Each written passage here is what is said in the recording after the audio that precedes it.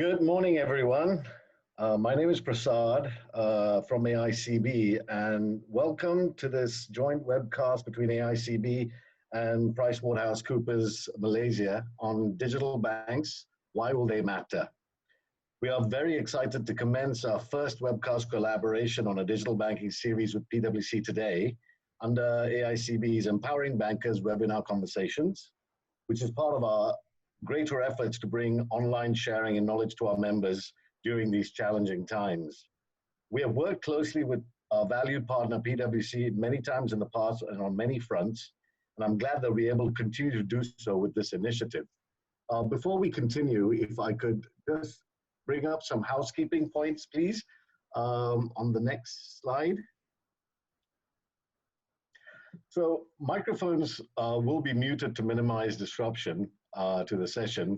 The webinar format is a 40-minute presentation followed by Q&A, and you can submit your questions online by clicking at the bottom of your Zoom screen. The selection of questions will be made by me, and I apologize in advance if we can't get to everyone. The webinar will be recorded, and the recorded version will be emailed to all of you who are participating. You may use the chat function to provide comments and feedback during the session. If you wish, please introduce yourself by stating your name and organization. If you have to leave the webinar, please click the leave meeting button. You'll still be able to rejoin the webinar if it's still in progress. And do participate in the survey towards the end of the webinar by visiting the link displayed on the slide or by accessing the QR code. Your feedback is very important for us to improve on future webinar sessions. So without further ado, let me set the context. As many of you today are aware, BNM has, in a move to promote the development of digital banks, issued an exposure draft on licensing frameworks for up to 5 licenses that may be issued to applicants. And this has been, brought to the forefront digital banks, and given our current crisis and the move we've all made to using more digital financial methods and so on and so forth. So I shan't go on for much longer. I'll just want to welcome Ong Ching Chuang, Financial Services Leader of PwC Malaysia, and Marcus von Engel, Financial Services Consulting Leader of PwC Malaysia as well, both experts in this area with over 20 years experience in financial services consulting and working with banks and fintech companies on digital banking solutions.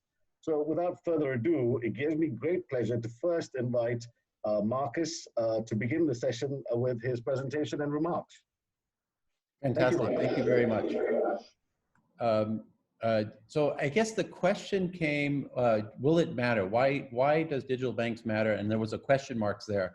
And what I wanted to do was really start off is that it shouldn't be a question mark, it should be an exclamation mark. There's a quote from Bill Gates a couple years ago. He says, we always overestimate the change that will occur in the next 2 years and underestimate the change that will occur in the next 10 years. And I think he wrote this maybe 10, 12 years ago. And the new CEO of Microsoft just recently with this COVID-19 crisis wrote, we saw 2 years of digital transformation in just the last 2 months. And so there's a complete acceleration of this digital transformation. And so that previous quote from Bill Gates becomes even more relevant in this situation. What I'd like to do is first start off with a definition of what do we call digital banks. And on the left-hand side, we refer to digital banks often as virtual banks. And the reason is that they deliver their financial services primarily through internet or electronic channel means and without the presence of a physical branch. And that was also clear to the definition that Bank Negara has issued for the digital banking licenses for Malaysia. It's the same financial services capability, but without the presence of physical branches.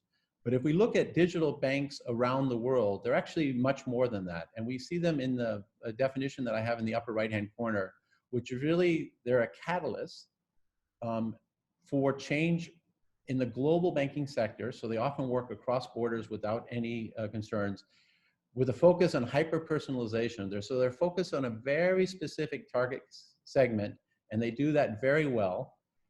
They use new technologies, and I'll go through some of those technologies in a little bit, and they're willing to try new business models. And that's probably the concern of many regulators. Are they ahead of the game on these new business models that they're trying? Or is it too risky to the market? And so we'll talk a little bit about that here coming up here.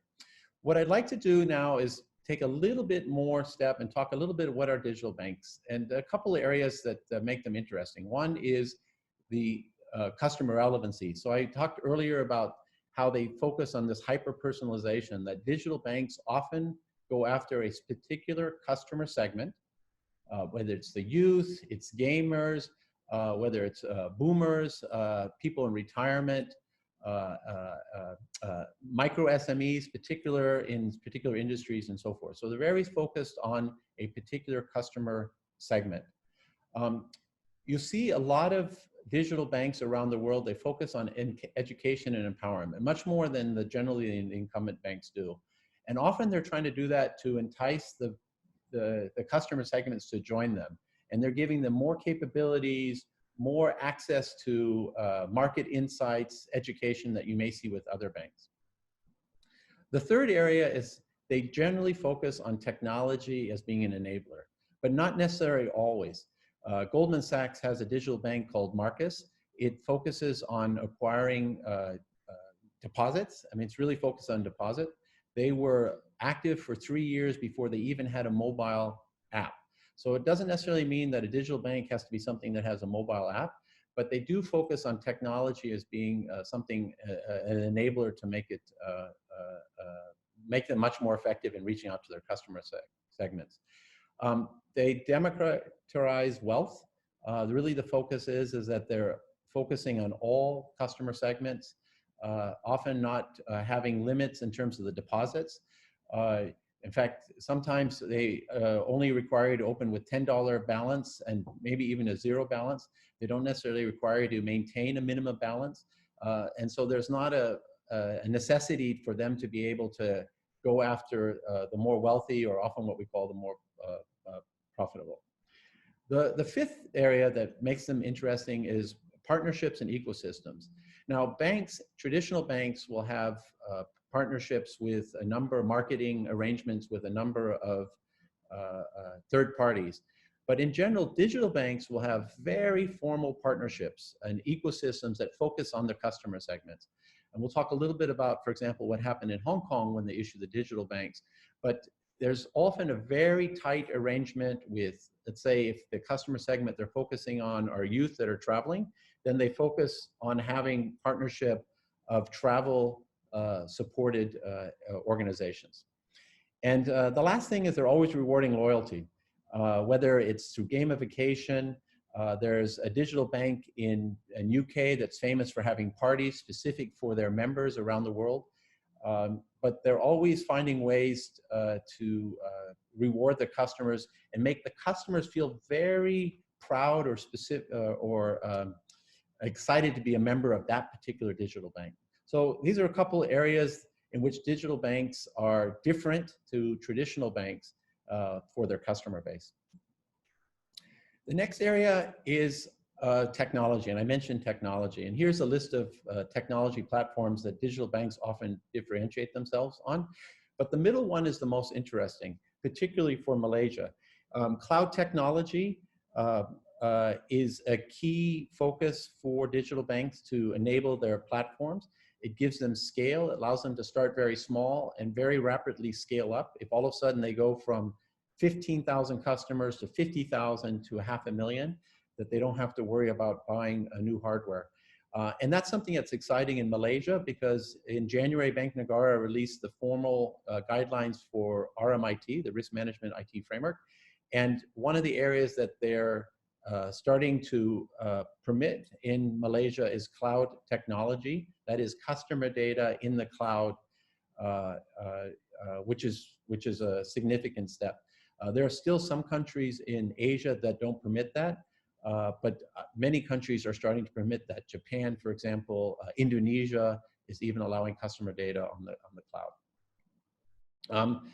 And then they often start with very nimble core banking platforms. The core banking, the deposit taking, lending systems are often new platforms that enable more rapid product development. The next area I want to talk about is, to me, when we refer to digital banks, the exciting area is around digital financial services. When you see these icons here, particularly in the middle, products, we have a lot of existing banks that are offering debit card facilities, so prepaid. They may offer insurance, many offer remittances, many offer favorable foreign exchange rates. But the opportunity for digital banks to bring all of these products together for very specific customers, whether they're millennials, the unbanked, small, medium enterprise businesses, and often the digital savvy are considered the target customer base. And at the very bottom, they want to have a clear differentiation from other digital banks and even incumbent banks themselves. And there's a couple of areas. But the third area, focus on customer pain points, that's something I will talk about a little bit later. But that's often a way for digital banks to be able to acquire customers from the incumbent banks. So again, I really want to focus that the exciting part in Malaysia will be not just digital banking, but the concept of digital financial services and being able to offer all these products to very specific customer segments, but having differentiation points through partnerships and ecosystems that are tightly linked. Give you a couple examples on these partnership examples. So in Hong Kong, about 2.5 years ago, the regulators announced their intent to offer digital banking licenses. They weren't sure what the response rate was going to be, and so they heavily promoted this among the different parties. And they had, I think, 29 or 30 people eventually apply. 8 licenses were awarded about 1.5 years ago. And of those 8, they're starting to go live now. So some went live in December, and over the next couple of months, we're going to see all these successful applicants go live. The one thing to note is in nearly all the cases, you see consortiums are the ones that the licenses were awarded to. It wasn't to a single entity. And even where you see, for example, Ant Bank or WeLab, those are also a consortium of partnerships that are behind them. But in all cases, you see that there's a group of people that applied for the licenses together, and they were awarded with a common offering. So it wasn't a single. The one area that people often ask about is, what about incumbent banks applying for licenses? In the case of Standard Chartered, they applied for a license together with Hong Kong Telecom, a fixed telephone line, and PCCW, a mobile line. And what they're trying to do is offer to new customer segment, new products than what they go to their existing customers with. If we look closer to Malaysia, so in Singapore we see, again, as publicly announced, there's a number of consortiums that have applied for the licenses.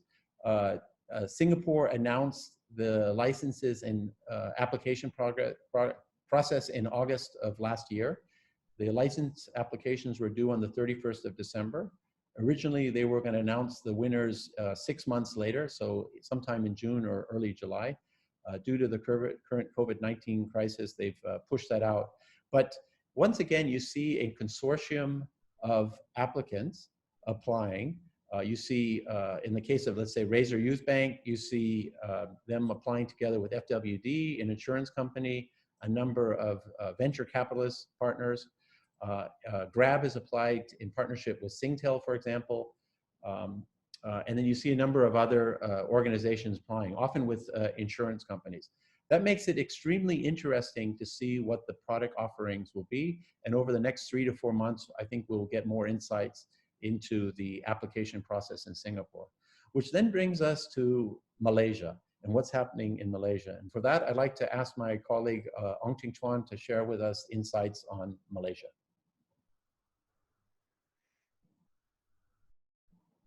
Ting Chuan? Yes, hi. Thanks, Marcus.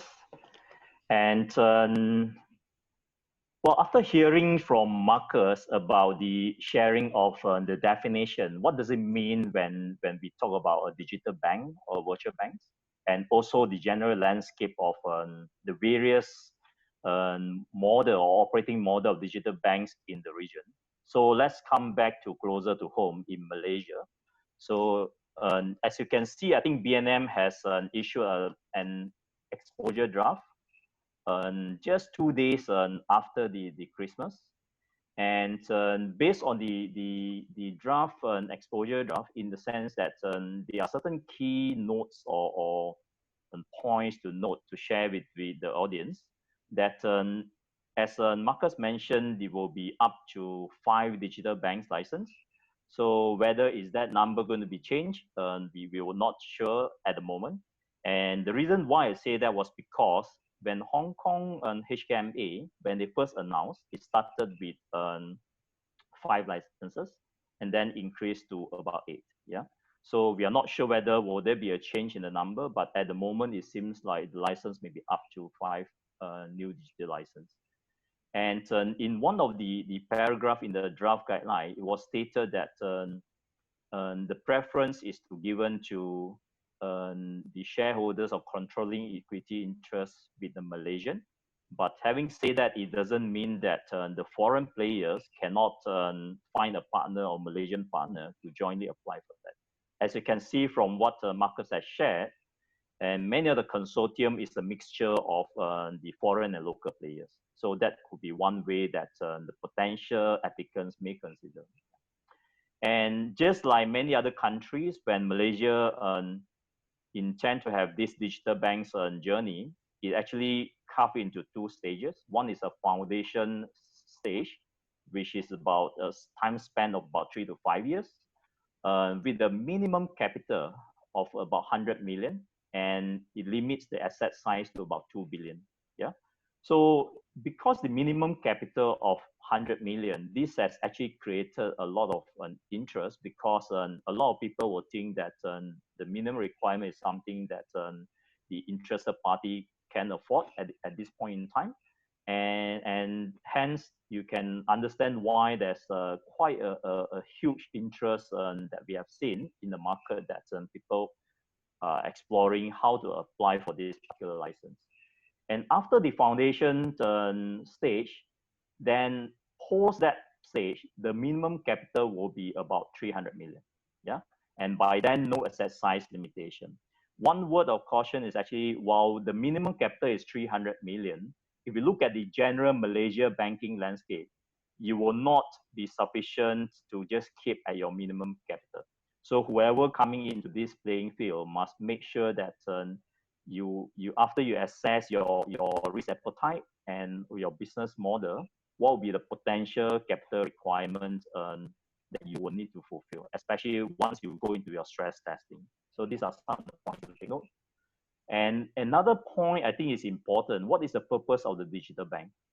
Essentially, it's very clearly stated in the guideline, is to serve the underserved and unserved market in Malaysia. So I will cover that in a short while as to what is the meaning of underserved and unserved. And last point, which is a plus point for this, is digital banks are allowed to tap into the ATM network and work with the agent banks when it comes to the delivery channel. So this, in a way, will be able to cater for some situations that they can tap on the MAPS network instead of building their channels, or even trying to have presence in all over the place, and also to cater for situations that some of the customer may prefer to get some hard cash and they need to withdraw money. So these are some of the enablers that BNM has actually put into the guideline. And 2 points which is not stated here, which I may just quickly touch on, is actually BNM will require independent party to validate the 5 years business plan with a projected profit forecast. And I guess that's important, because essentially BNM will want to make sure that the applicants who actually submitted who will submit the application will know what they want to do and what kind of business model that they envisage will be a successful model. And to overcome the potential uncertainty as well, BNM also require a detailed exit plan to be tabled together with the business plan. So that means in the event if the digital banks are unable to break even, after certain years. And if they choose to exit the whole financial sector, they have triggered this exit plan. Yeah. So this is with the purpose to protect the customers' deposit and customer and public's money. So this is all the main gist of the points stated in the Bank Negara exposure draft. Okay. So in the next slide, a brief guideline timeline. So as I mentioned earlier, I think the draft guideline issued 2 days after Christmas. And the first comment period ends in February this year. And the second draft came out for another round of comment. Technically, should be ended by April. However, because of the COVID-19 issue, it was extended to 30th June. And with that also, it also means that the potential application process will be delayed. Yeah. So we foresee that it will be probably delayed to either end of the year or could be early next year. Then only the application process will happen. So this one we will have to wait for Bank Negara to issue the final guideline on that. And typically, if you make reference to other countries' application process, it also means that once the window has been opened, the applicants will have potentially 6 months, yeah, to actually prepare themselves, submit the business plans, and the to and fro process to clarify some of the business plan propositions, to clarify to the regulator as to what they means when they are going to certain segments, and kind of also other statistical proven value proposition. So the decision should be made based on the past trend of the other countries. It will be probably 6 months after the applications close. Yeah. So with that, the earliest of the license approval, it will be probably in the year of 2021. If you look at a very broad timeline. But again, this is just a guesstimate, pending validation by Bank Negara on that. Yeah. Okay. The next slide on, okay, what is the meaning and definition of underserved and unserved? So a lot of people have this misperception. Does it mean these are all the bad customer? The answer is no. Yeah. So this is different from an unbanked customer. So unbanked means that these are the customer that they are not inverted comma termed as a good customer in the eyes of the banks, and due to the creditworthiness and things like that. But in these situations, the underserved could means that these are the customer that technically based on their own creditworthiness, they are entitled to certain financial facilities, but because due to lack of certain financial records or certain special needs they need for the funding, the banks are unable to service them. Yeah. One typical example for that will be the M40 group for the retail customer. So the M40 group will be, if based on the definition, will be someone with household income of about 6,000 plus, and they normally can actually have access to the financial market, but may not be totally catered for their needs. So they will be the underserved market from the retail perspective. Whereas for the unserved market, for example, the B40, these are the category of the segments that the traditional banks may not focus on them, simply because these are the volume games, and due to the bank's different cost structure, this will not be the priority customer segments that they will focus on. Yeah.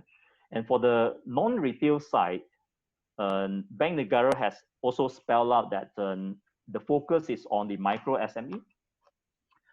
Based on the micro SME definition, it means that the business enterprises with sales turnover of about less than 300,000 or employee less than 5. Yeah. And if you look at the statistics in Malaysia, 98.5% of the business enterprises are SME. And out of that proportion, 70% are micro SME. So you can foresee that if you have a good value proposition for that segment, it will be a big space for the banks to explore. Yeah. Okay, next slide.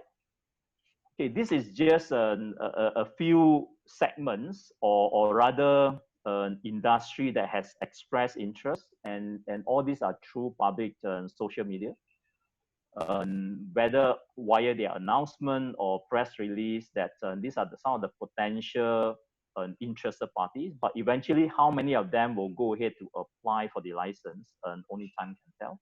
So, but if you look at it broadly, the customers are made up of a few segments. Yeah, it's surrounding the financial services existing players, whether they are in the banks or insurance field, and or even fintech company. Yeah, and another big player that we foresee that express their interest are the technology or e-commerce group, and also the telcos and conglomerates. Yeah. So essentially, if you look at it, it's surrounding maybe three areas of focus. So one is actually someone who will probably be very familiar with the financial products and financial innovation. Yeah. So i.e. that can be a fintech company, or existing financial services industry. Another group will be the tech company who can provide the data analytics skills, the technology platform. And the other group of the interested party will be someone may have a big customer base that they are trying to leverage on that. Yeah. So these are the primary three considerations why sometimes when we look at some of the consortiums, as what Marcus shared just now, how naturally all these partners found their own suitable partnership among the consortium members. Yeah. So these are some of the things for considerations. Okay, next slide. Okay, three propositions of a digital bank, and how do you then bring all this together for the consortium to come together and meet the needs from a three dimension? One is actually from the customer perspective. Yeah, I guess it's very important at the end of the day, in order for the digital banks to succeed, they must be able to give the customer a seamless experience and good customer experience from the solution perspective, as well as the financial innovations, right? And it also means that the customer whom they onboard must be able to find that certain pain points they have been suffering when they deal with the traditional banks, and now is no longer there, right? For example, no more long queuing time. I do not need to call a call center that keep transferring from one department to another department. Yeah. So these are some of the pain points suffered by the customer, where I think Marcus will share with you in a short while when come to the customer survey that we have. Yeah. Another dimension, I guess, is profitability. Yeah. End of the day, this is still a business. Yeah. So what is important from what we have seen, even worldwide, when the challenger bank or digital bank first came on board, one of the normal tactic they have to use is to actually go on certain reward systems, or have to give certain free fee services to onboard certain customers. But again, in the long run, is it sustainable, right? So if you look at it, the one of the key factor, I guess, is we have seen over time, even some of the foreign banks like Atom Bank in UK or Kakao Bank in Korea, and when they start with certain free services, over time they will venture into either a subscriber basis, or they may venture into a lending product in order to get some income to compensate the cost. Yeah, and I guess that's important, because if not, once you are off the phase one, which is the trial period of 3 to 5 years, and if you still can't meet your business projection, that becomes a challenge for banks, right? And in order to get it done and all this, so it's important when the challenger bank come in, or digital bank comes in, they must know exactly how are we going to use technology to actually analyze which segment of customer will give you a certain profitability. Yeah. So on the other spectrum, on the regulator side, I think it's very important as well that to give comfort to the regulator that you know their rules and you can comply with certain requirements. And as we know that when some of these potential applicants approach the regulator, initially they were hoping there was some regulatory arbitrage, but when they saw the draft guideline came out, some were a bit disappointed because the guideline is still almost the same, right? But having said that, there was some simplification of the requirement being introduced to help the digital banks to enter into the market. Yeah, and these are some of the three very important pillars and aspects that for digital banks to succeed. Yeah. Okay. Next slide, please. Okay, I will pass to Marcus to share with you some of the survey results that we have actually conducted. Marcus, the floor is yours. Yeah, thank you, Ching Chuan. You know, one of the things that we did, PwC did, is a little over a year ago, we did a survey in Hong Kong, Singapore, and Malaysia. We surveyed 1,500 people, roughly in each of the geographies across the different age groups, income levels. But to go back to a couple points Ching Chuan made, the opportunity in Malaysia is exceptionally exciting. If Malaysian virtual banks are successful in Malaysia, then that's a model that we can take to Indonesia, Vietnam, Philippines, Myanmar, Thailand, other countries that are similar. So the model in Hong Kong and Singapore is, you could say it's an island, it's a very concentrated customer segment base. But Malaysia, if we can be successful here with the technology we develop in Malaysia, with the structures that and the value propositions we develop in Malaysia, then we can be successful, and those Malaysian companies then can be successful in Indonesia, Vietnam, Thailand, Philippines, and even other places around the world. So we were wondering, will there be interest in Malaysia for digital banks? And so we did this survey in October, and 1,500 each. And the most interesting thing that came back, and so here's some of the dynamics, and this survey is available in detail on our webpage, and we encourage you to go, type digital banks PwC, and you'll come to this, this survey. Malaysia showed by far the most interest in digital banks. So 74% of the people said, I'd be interested in becoming a customer of a virtual bank.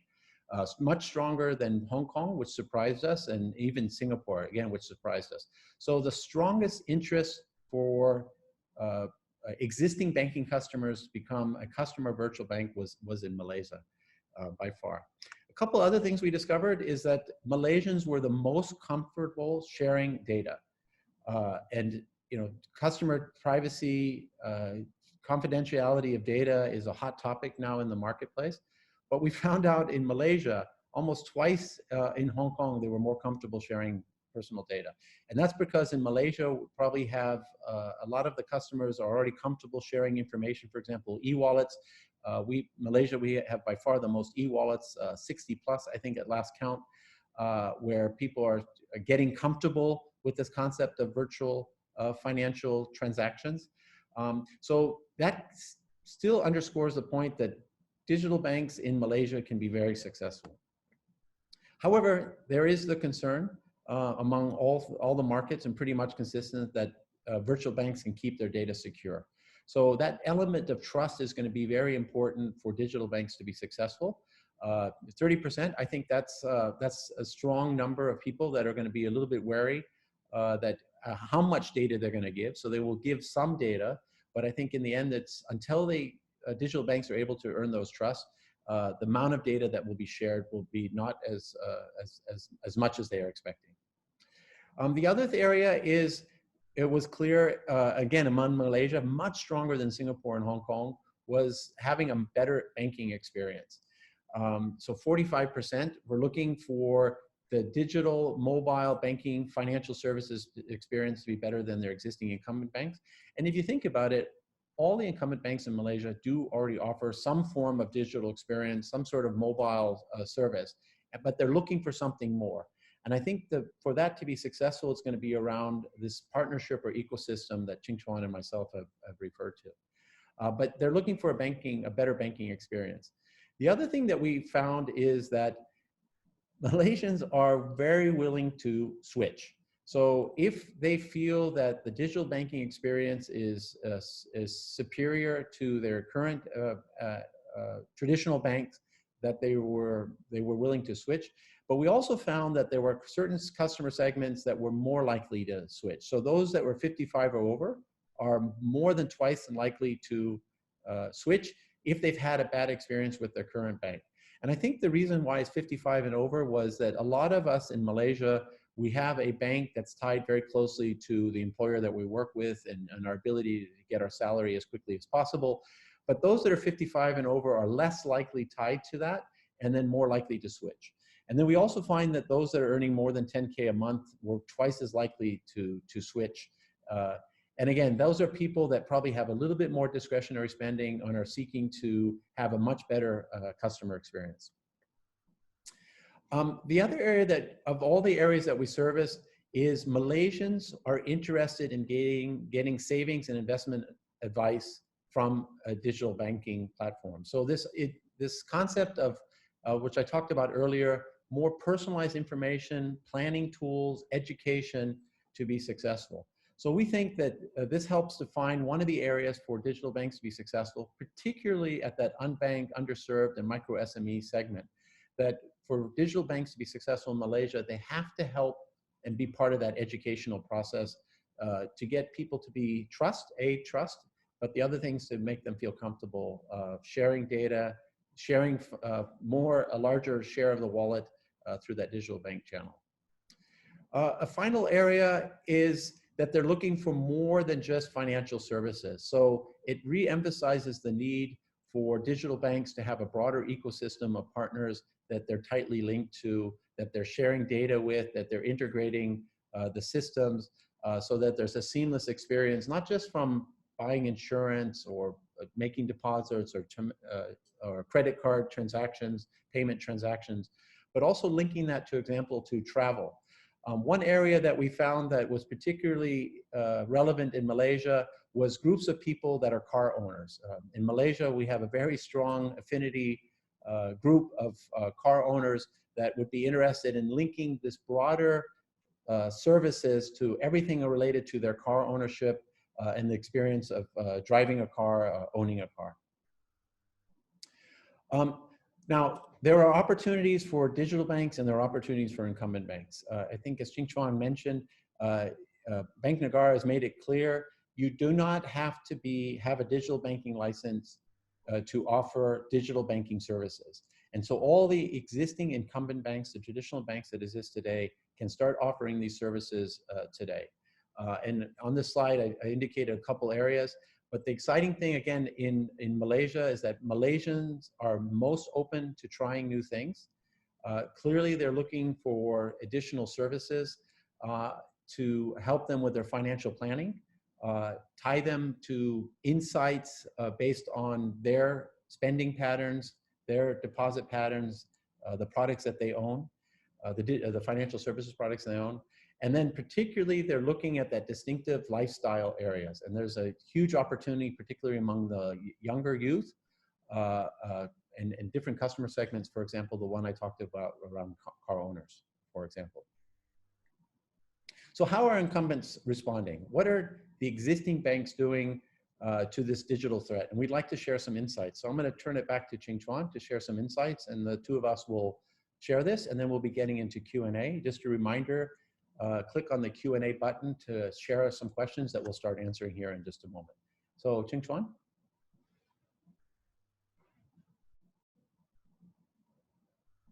Ching Chuan, you're on mute. Okay, hi. Thanks, Marcus. Okay, if I may just switch the gear to the incumbent banks. I think this is some of the challenges that faced by the incumbent banks. And just now when I browsed from some of the questions asked by the participants. So one of the questions is actually, what would the incumbent banks need to do, in order for them to stay competitive? In fact, these are perhaps the 6 areas that we would like to share with you. The first important thing is customer experience, right? I think many banks have actually invested a lot in beefing up the reach channel, kind of invested quite a fair bit on their online banking and websites and design and things like that. But one fundamental point I think is important, over and above just the technology space, is about the customer experience, right? The customer experience may not necessarily be just a channel. I think it's also about, from the customer perspective, do they think that they actually get a pleasant banking experience with the incumbent banks? For example, from the product innovation perspective, are they just being offered, the same product that the banks offer to the rest? Or is it a customized lifestyle offering to cater for their needs? Yeah, the reason why I say that is, for example, in some foreign countries, the banks or even insurance company are so advanced. When you need to say, fly to from one place to another, when you reach airport, they will actually send you a text to say that do you need to buy a travel insurance that just in case your flight is delayed by 2 hours. Maybe a lot of people may think that that's something I need at that point in time, right? So I think this is something that I think from the product perspective, a lot of customers will want a tailor-made lifestyle experience, and this is actually a challenge. Yeah. So this naturally will means that you need to use a lot of data analytics and algorithm to actually find out the spending pattern of your customer and what they like and customize and cater for their needs. And that is one big challenge. And second one is actually how are you going to stay relevant, right? And because there are so many choices and all this, so what will you need to do to actually make sure that your customers stick with you? And the incumbent banks at the moment, a lot of them, for example, they were trying to be the first choice of banks for payroll account, yeah, for companies, simply because in their view that once the payroll come into the bank account, I will be able to then offer some other products to the employees. But many a times the statistics shows that when you have a payroll account with a company, a lot of employees, when the money comes in today, the next minute or if not tomorrow, they will transfer to another bank. And some may be using that to settle their debts and things like that. So how do you create the relevance? So it must be a platform or a good facilities that they want to use your banks as control central point to actually reach out to other channels or spending merchants and all this. So that will be something important. And I think another aspect which is important is technology. So the current incumbent bank, when we spoke to them, and I think some of the biggest issue at the moment is about, say, the legacy system. Yeah, because the traditional banks run on the different operating system, which may not be nimble and easy for them to move. And you are actually bogged down by the legacy system issues that you can't get certain information or this. And that is a very big advantage of the digital banks, where they do not need to bear with all these legacy issues. They can just start new and go with that. And in fact, for that matter, we know that some existing banks have, if not already done or plan to do that, in the sense that if they try to carve out a division or a subsidiary within the current ambit to create a digital banking arm, they have actually either switched to a different digital bank's operating system compared to the core banking system that they have been using for the traditional banks. So these are some of the aspects that I think the banks will need to look at if they want to stay relevant or actually ahead of the game when it comes to digitizing their banks. Yeah. And partnership, I think, is important. Even as we speak at the moment, I think the traditional banks have been partnering with some of the fintech companies to make sure that they can provide more variety services and a better customer experience to their targeted segments. And that will continue to need to happen. And not surprising that some of these partners may become their future partners for one of those digital banking license application as well. Yeah. In fact, we know that in some banks scenario that they were saying that on one hand, if they actually partner with another, say, fintech company or telco company for that matter, they know that potentially I can tap on certain untapped market segment. But at the same time, the challenge is also how to convince the stakeholders that I'm sharing the revenue and pie with another third party. So these are some of the issues surrounding, should I just have a virtual partnership, which is like sharing fee basis, or should we set up a new entity just to house a new entity if I were to go with the digital banks? So these are some of the challenges and issues remain to be resolved by the incumbent banks. And on the bank culture, I guess it's important that you have to make sure that your staff embrace a right bank culture in order to stay competitive, that they will treat the customer as the most important person, in the sense that how are you going to give them a good experience in order to retain them. And that has always remained as a challenge, especially when your customer walk into the branch, and many a times that remains as a challenge because customer get frustrated with the long queuing time and so on and so forth. And the last part is also the digital fitness. It's not about just you want to offer, it's also about your customer as well as your own staff. From the digital fitness perspective, are they up to mark? If they are not, you can have the most advanced technology, but you won't be able to optimize the delivery service. Yeah, so that's one aspect. Marcus, is there anything you want to add in from this slide before I move on? You know, that's, I think, just to maybe put a brief plug in for PwC. This digital fitness is absolutely critical in Malaysia. And we've recognized that. PwC, if you type PwC digital fitness, there's an application that we make available now, free to all people, to download and give you an idea of some of the opportunities for improving the digital fitness capabilities. So we encourage you to type PwC digital fitness and download that application. If we go to the next slide, there's a couple of things that we wanted to share with you. And I talked earlier about the concept of customers willing to switch based on bad experiences or not exciting experiences with their existing banks. There's 4 of them at the top, for example. And the interesting thing, whether it's branch queues, you know, more than half the people or more than twice the people are willing to, you know, if they have to feel like they're always having to queue up in a branch, that they're willing to switch. If they're long phone times to wait to speak to somebody, if they have a concept of a relation manager and that keeps changing, and the products and services they get, they seem to be pretty standardized, and it's very difficult to, for example, to have a current account and then find out that your friend or colleague at another bank gets new products and services and that your bank is not able to provide those services. These are all areas that can be addressed by technology, as Ching Chuan earlier mentioned. These are all areas that people do not need to know that they have a real relationship manager. They can have, we talk a lot of now about robo-advisory, so the concept of a AI-enabled software and technology acting as your relationship manager for the vast majority of your transactions. Obviously, if you're a digital bank with no physical branches, you're gonna have no branch queues.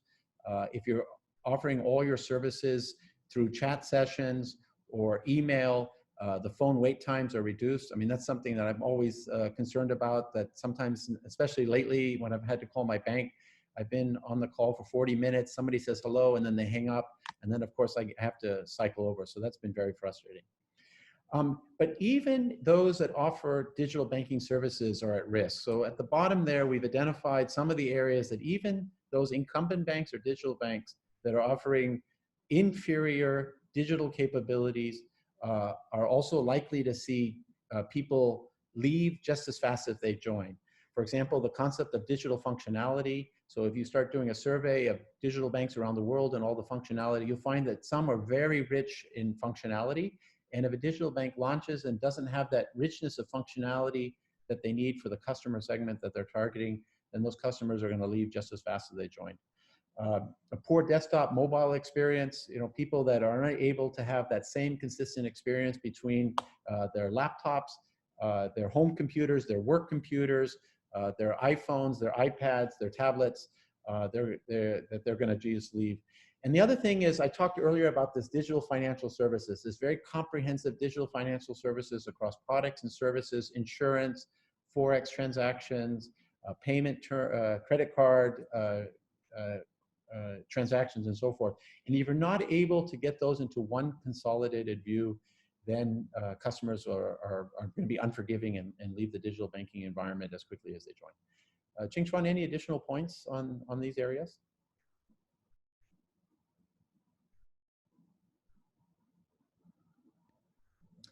Well, I think you have spelled out most of the points. And I think maybe I just want to touch on the last point, which is a non-consolidated views of all finances. I think this is something very real. And even I have heard one of the senior people from the traditional banks express his own frustration of his own bank.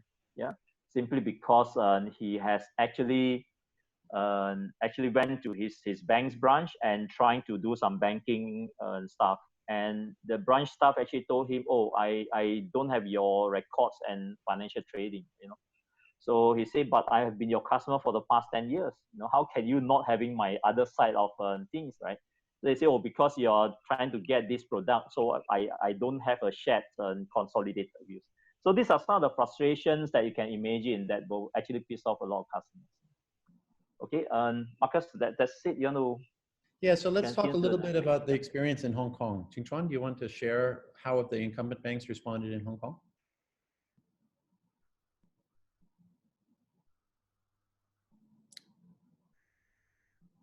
One second, let me. Yeah. Go ahead. Okay, sorry, the mute. Yeah, I think for the incumbent banks to catch up or compete with the digital banks, many of them have actually started to do something. For example, if you can see from the slide here, certain foreign banks have decided to remove the minimum balance for some of these premier banking or whatever banking facilities that they offer.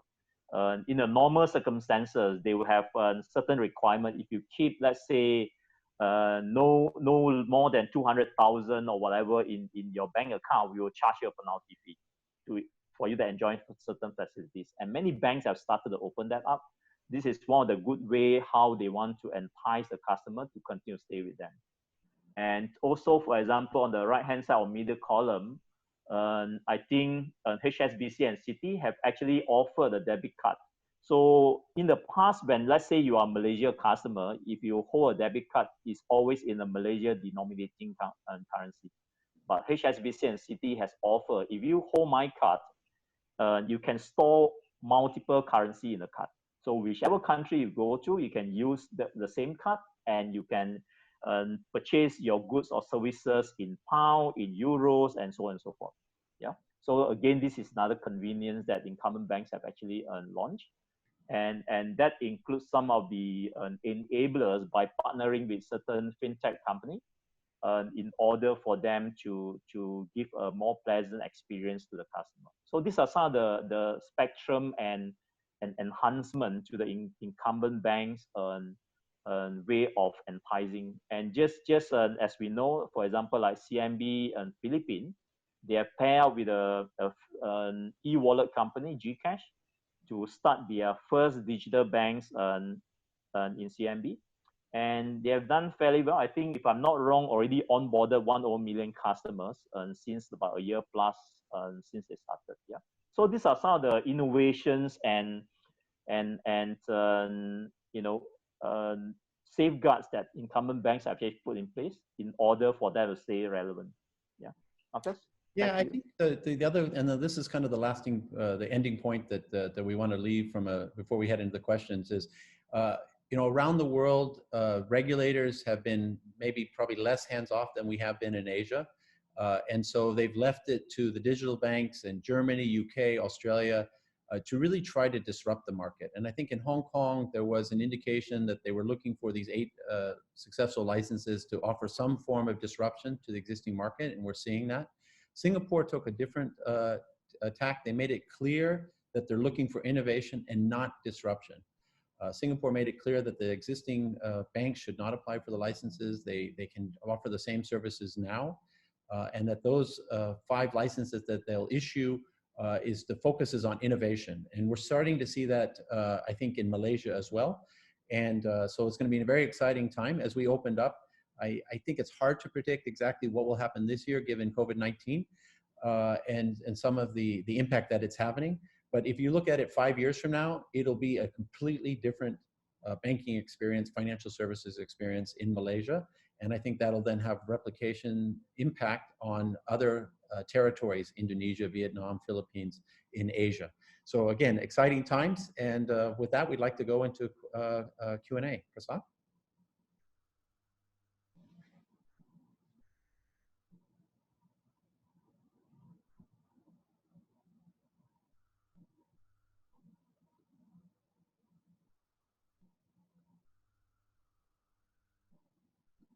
Prasad, you're on mute. Right. Thank you, Ching Chuan and Marcus, for provoking a lot of thoughts. We obviously don't have a hell of a lot of time for Q&A, but I've aggregated some of the concerns from our members in industry and so on and so forth. You've covered a lot of stuff from the incumbent's perspective for sure, but I just wanted to check on one thing very quickly. You mentioned a lot of other banks in there, but no one's ever spoken about DBS's experience in India with that virtual bank. That was launched in 2016, and we don't seem to hear very much about that.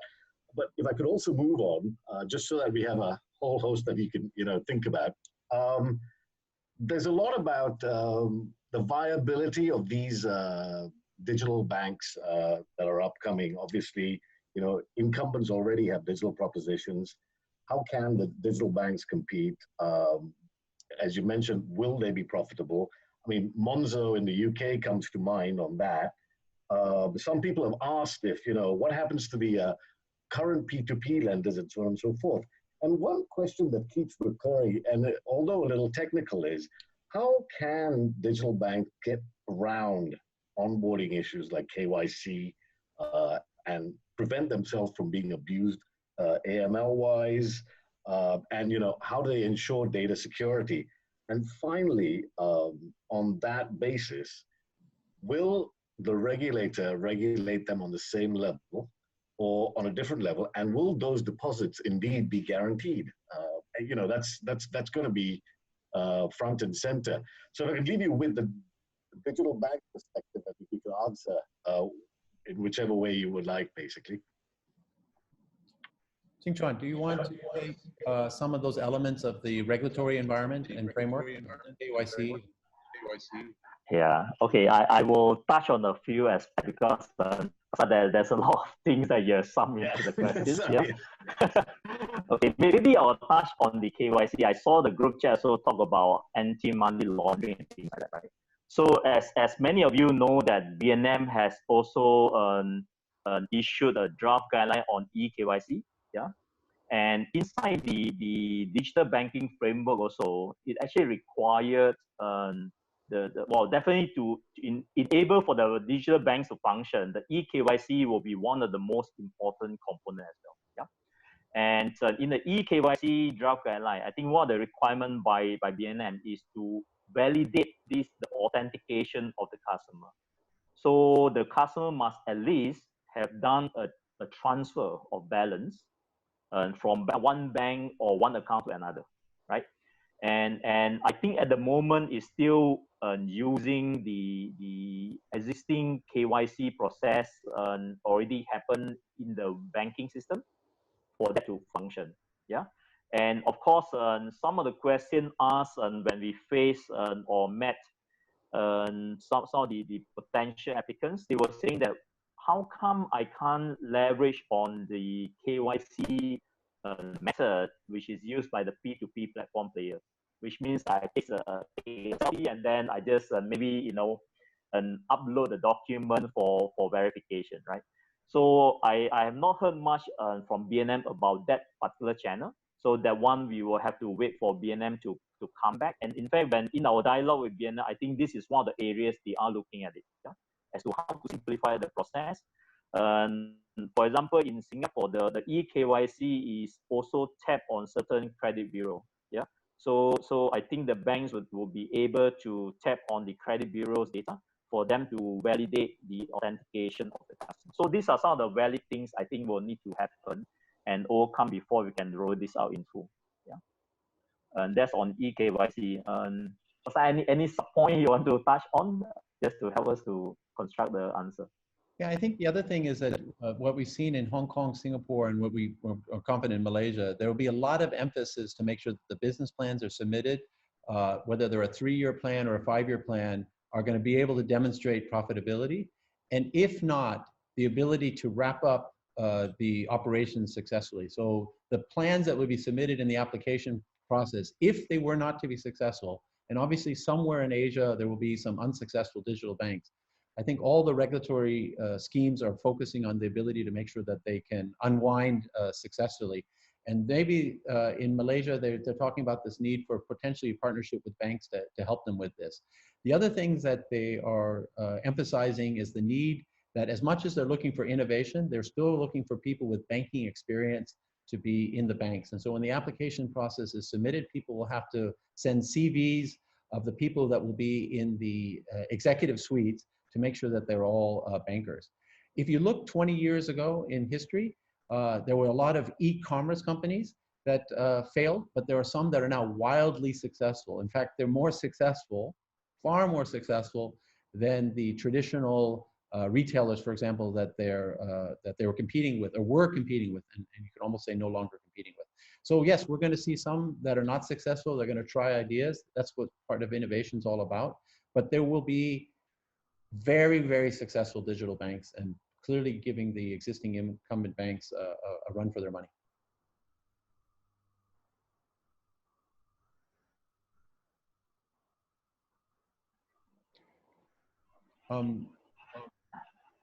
Any other follow-up points, or Prasad, any other on mute? No, I'm just taking on one or two of the questions from the group chat.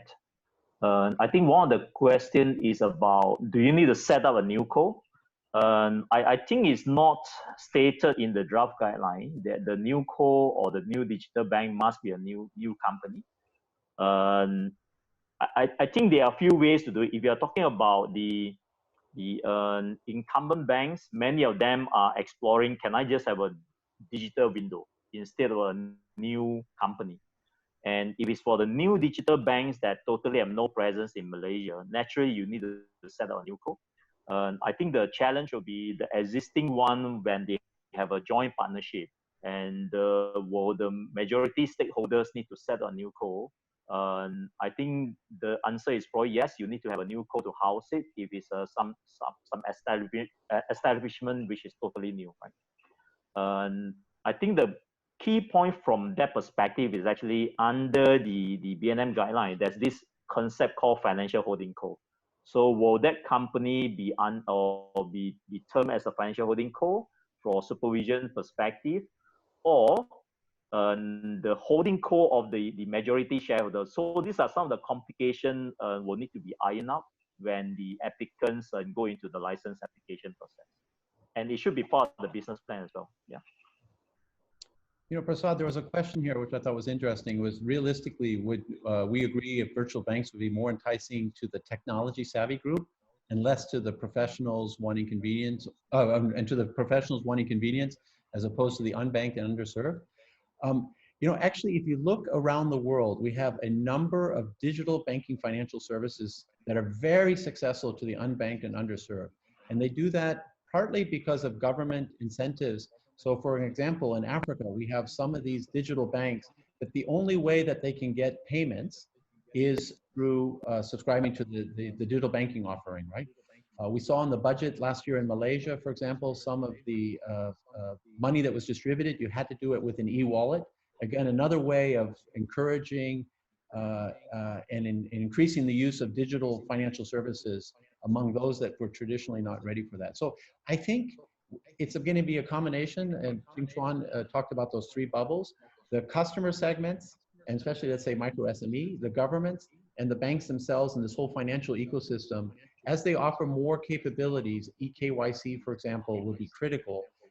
Then I think those digital banks will be just as relevant to the elderly as well as the youth, the unbanked as well as the relatively affluent professionals. Yeah, maybe another aspect I can see from the group chat here, the question asked is about the protection of customer deposit. Yeah. So one of the question asks whether is it covered by PIDM. So PIDM, as you know, at the moment, cover all normal deposit other than those structured deposit, right? So technically, when the digital banks onboard the customer, if they offer a simple vanilla deposit, saving accounts or whatever, and not a structured deposit that linked to say equity or other stock market and things like that, right? Then technically that should be covered. Hence, as I mentioned earlier, the supervisory framework will be as tight as the traditional banks. So in a way, they are in the same level playing field from the governance perspective. Yeah, that's what we understand from banking.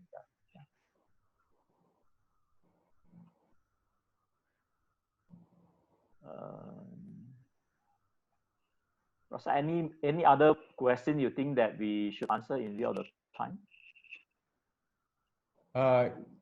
Prasad, you're on mute. You're on mute. Yes, actually, there was one final question. It sort of it comes to the unserved, underserved portion. That's the entire point of these digital banks to fill this gap. Now, it's been brought up that in many of the underserved and unbanked are in rural areas where internet connections are bad. A lot of people probably don't have smartphones or data plans. How can we ensure that the digital banks do the job of serving this particular part of the population, basically? That's a good question. Maybe I try to answer it from another angle. In one of the key requirements or statements I shared about the BNM guideline is the ability for the digital banks to tap on the ATM machines as well as the agent banks. Yeah. So those are the different channels, for example, right? So as we were talking to, for example, with one of the state governments in the process of them trying to explore options, and they were saying that we can use our district office, for example, as an Asian bank to reach out to those people who may not have internet support. Those could be one potential channel that you can actually consider. Could they use post office? Yeah, you can, exactly, right? So end of the day, these are all the ecosystem and already existed in the Malaysia financial system, right? So a lot of people go to post office not to mail a letter, rather to pay their utility bills, top up their prepaid card and things like that, right? So the ecosystem is already there. So we just have to find a way to partner those, Asian banks. To basically do the last mile, essentially. Yeah, exactly, right. Okay. I think that's pretty much all the time we have for the moment. So we'll wrap up here. On behalf of everyone, I really want to thank Cheng Chuan and Marcus for their time, and I want to also thank everyone who's attended and engaged with questions. I have to apologize that we may not have been able to accommodate all the questions due to time constraints and so on and so forth, but we've done the best to accommodate as many as we can.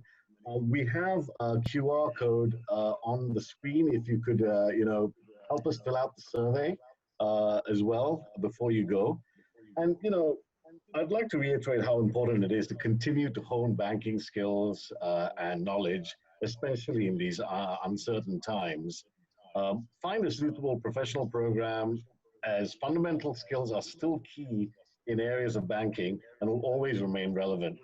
So I would like to also tell you that our next session will be on the 3rd of June at 10 a.m. with Yenny Tan, deals partner from PwC, Paul Francis, director of PwC Strategy and Michael Fung of Maybank, who will be doing the next installment of our AICB PwC Digital Banking Series.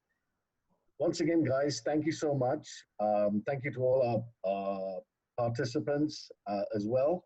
And stay safe. Do visit our website, aicb.org.my, for any further updates.